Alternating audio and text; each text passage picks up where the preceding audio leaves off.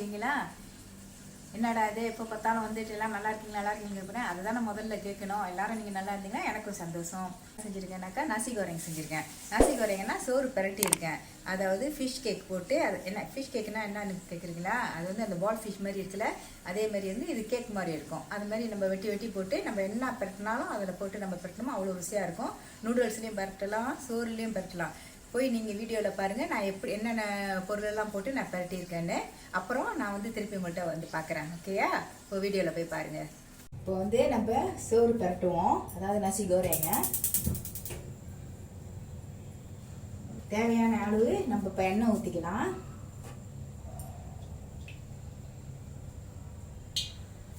பார்த்துக்குங்க, எண்ணெய் தேவைப்படுற அளவு தான் நம்ம ஊற்றிக்கணும்.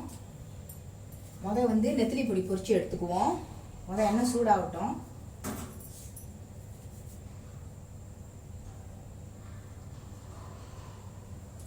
இப்போ நம்ம நெத்திலி பொடியை போட்டுக்கலாம்.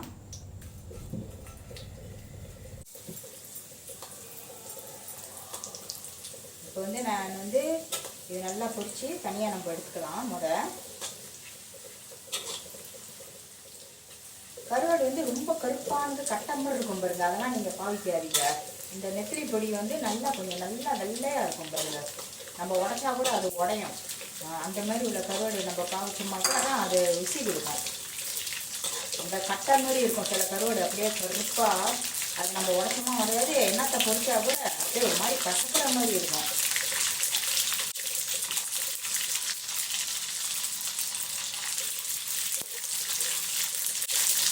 நம்ம எடுத்துக்குவோம். நல்லா பொரிஞ்சிருச்சு.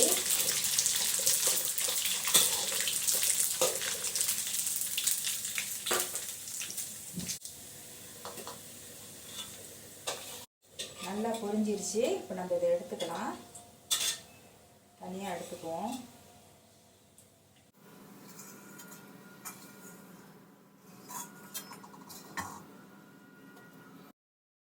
தேவையான பொருள் வந்து என்னென்னு இருந்ததுனாக்கா கடுகு எடுத்து வச்சுருக்கேன்.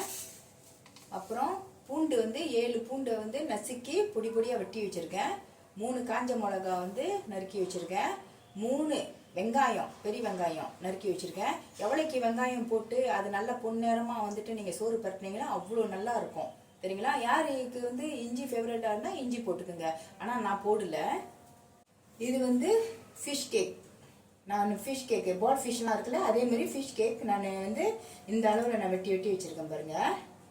நம்ம ஊரில் வந்து பிளாச்சான்னு சொல்லுவோம். அதாவது என்னன்னாக்கா மிளகா, காஞ்ச மிளகா அதெல்லாம் போட்டு இந்த லெமன் கிராஸ் எல்லாம் போட்டு இந்த மாதிரி அரைச்சி வச்சுருப்பாங்க. இதை அந்த மாதிரி நான் செஞ்சு வச்சுருக்கேன்.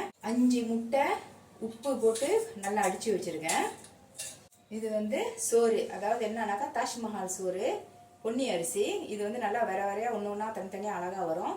இது என்ன செய்யணும்னாக்கா நல்லா சூடாக நீங்கள் ஆக்கி முடிஞ்சோடனே கொஞ்சோண்டு உங்களுக்கு நீங்கள் எந்த அளவில் நீங்கள் வந்து அந்த சோறு பரட்டும் போது உப்பு போட போறீங்களோ அந்த அளவில் உப்பு போட்டு நல்லா கிண்டி வச்சிருங்க.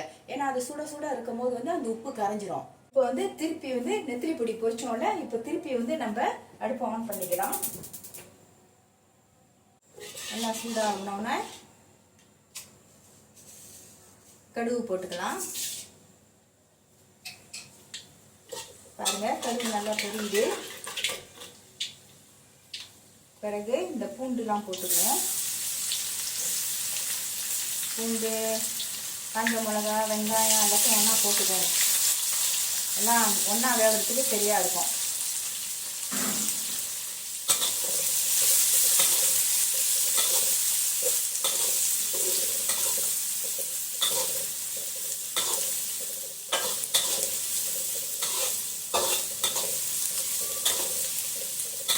இந்த வெங்காயம் எவ்வளோக்கு ஃபுல் நேரம் நீங்கள் வறுக்குறீங்களோ அவ்வளோக்கும் வந்து அவ்வளோ ருசி கொடுக்கும். நீங்கள் எவ்வளோ வெங்காயம் கூட வேணாலும் போட்டுக்கலாம்.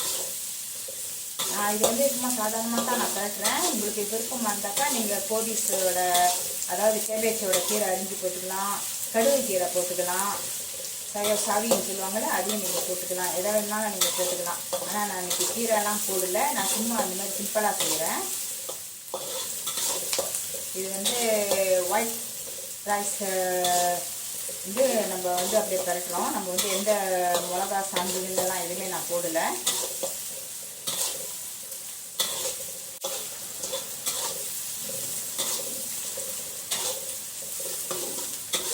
இது எந்த மாதிரியான சோறுனாக்கா, முன்னெல்லாம் நாங்கள் ஸ்கூலுக்கு போகும்போது எங்கள் அம்மா வந்து அவசரமாக காலையில் இப்போ டிஃபனுக்கு பரட்டி கொடுத்தனோன்னா விடுன்னு எங்கள் அம்மா என்ன செய்வாங்க, இதே மாதிரி தான் பரட்டி கொடுப்பாங்க. பரட்டி எனக்கு என் தங்கச்சிக்கு எல்லாம் ஒரு டப்பாவில் போட்டு கொடுத்து அனுப்பிடுவாங்க. அவ்வளோ ஒரு ருசியாக இருக்கும்.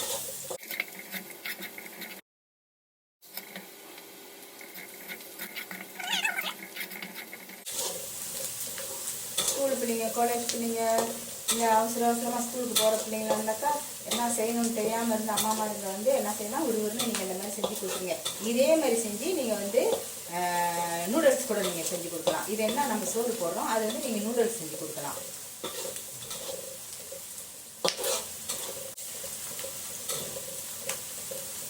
இந்த நேரத்தில் வந்து நம்ம ஃபிஷ் பவுல் வச்சு வச்சுருந்தால அது போட்டுக்குவோம்.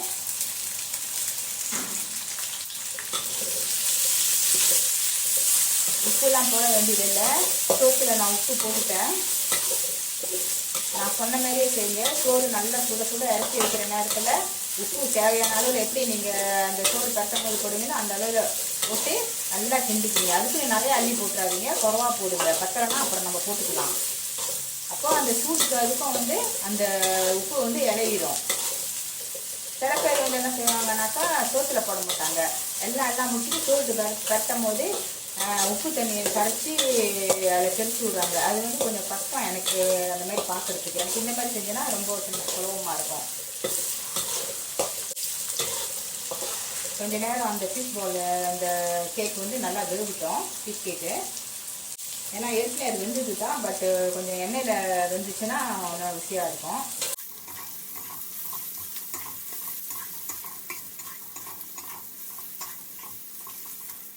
எவ்வளோக்கு வெங்காயம் வந்து நம்ம கொஞ்ச நேரம் எடுக்கிறோமோ அவ்வளோக்கும் வந்து நீங்கள் சோறு வந்து நீங்கள் எவ்வளோ லேட்டாக நீங்கள் வச்சுருந்தா கூட அது வந்து ஊசாது. சில பேர் வந்து வெங்காயம் வந்து அரை இதில் கூட நீங்கள் எடுத்துட்டிங்கனாக்கா அந்த ஊசுறது காரணம் எதுனாக்கா அந்த வெங்காயம் வந்து தண்ணி விடுது. ஸோ அதனால் வந்து சோத்தில் பட்டு அது வந்து ஊசி போயிடும். இப்போ இது வந்து நான் வந்து அந்த Belacan சொன்னால ஊடா மிளகா லெமன் கிராஸ் அதை போட்டு அரைச்சி வச்சுட்டு அது போட போகிறேன். இது நம்ம விருப்பம் தான், இது ஆப்ஷனல். உங்களுக்கு இஷ்டமாக இருந்தால் போடுங்க, இல்லைன்னா பரவாயில்ல.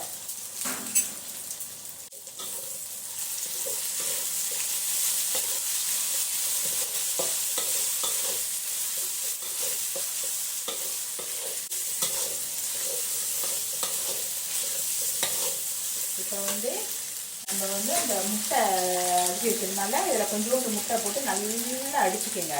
அடிச்சுட்டு இப்படி ஊற்றிடுங்க.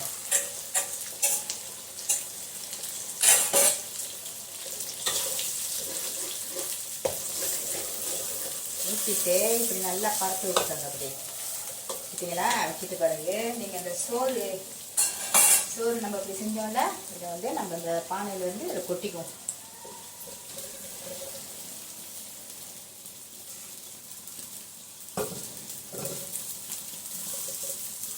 கொட்டியாச்சா? கொஞ்ச நேரம் வெயிட் பண்ணுவோம். வெயிட் பண்ணிவிட்டு இப்படி வச்சுருங்க. அடுத்து வந்து கொஞ்சம் மெதுவான ஃப்ளேமாக வச்சுக்கோங்க. இப்போ நம்ம கிண்டலாம்.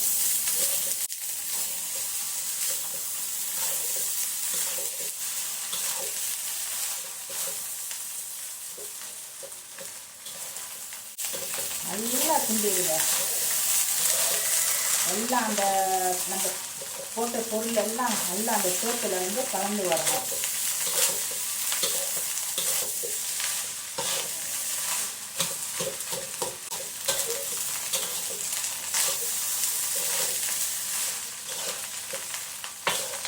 எங்கள் அம்மா பரட்டும்போது வந்து இந்த சம்பால் ஒன்று போட்டாங்க, அது போட மாட்டாங்க. அப்போ அது வெள்ளைன்னு தெரியும். நான் கொஞ்சம் அந்த சம்பால் போட்டுக்கனால கொஞ்சம் கலர் மாறிடுச்சு. நான் இதில் எந்த கிச்சாப் போடலை, எதுவுமே நான் போடலை. சும்மா சிம்பிளாக தான் அதில் பரட்டுறேன். கொஞ்சம் விட்டு பரட்டுங்க. அப்போ தான் அது நல்லா சோத்தில் கலரும்.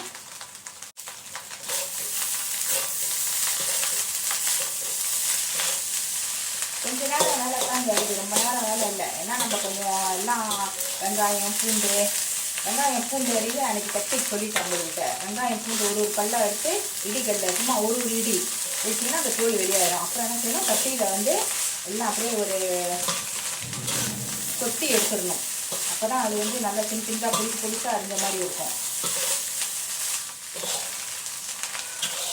பார்த்தீங்களா இவ்வளோ அழகாக வந்துருச்சுன்னு. இது வந்து குழந்தைங்களுக்கு பரட்டி கொடுத்து பாருங்க, சாப்பிடாத பிள்ளைங்க கூட நல்லா சாப்பிடுங்க. இவ்வளோதாங்க முடிஞ்சுங்க. அப்புறம் நம்ம என்ன செய்ய போகிறோம்னா வெத்தலை பொடி இருக்குல்ல, அப்படியே நம்ம தூவி விட போகிறோம் அது மேலே.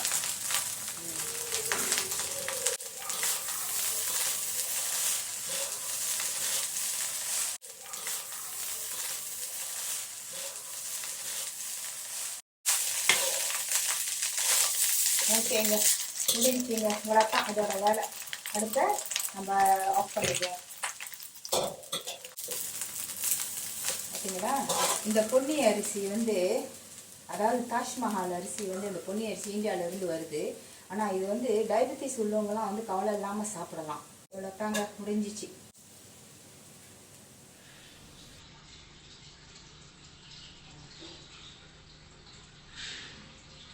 இப்படி வீடியோலாம் பார்த்துட்டிங்களா? எப்படிலாம் என்னென்ன பொருளெல்லாம் போட்டு நான் பரட்டியிருக்கேன்னு.